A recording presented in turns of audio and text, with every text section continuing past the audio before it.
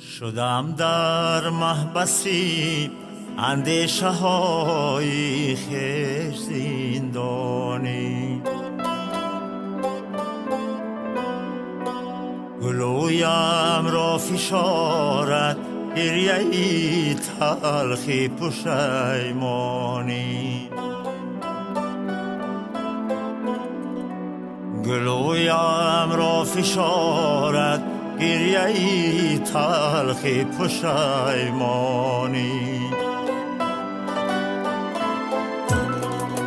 شتابان اخترین آسودگی از آسمانم رفت، خیرت می جویم اکنون در زمینی جهل و نادانی،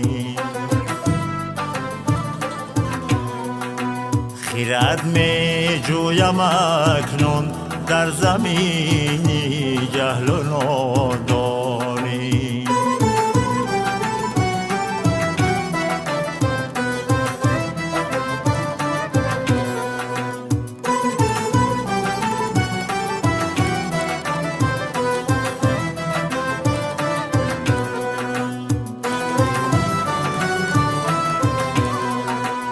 بود در پای من زنجیر از حرف و هجای عشق، بجز نادان کی را دیگر بود ذوق سخندانی.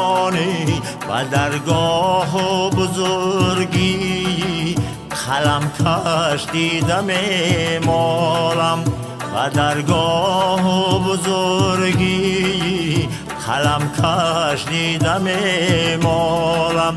چه مشکل بودن در جاده قسمت قلم رانی، چه مشکل بودن در جاده قسمت قلم رانی.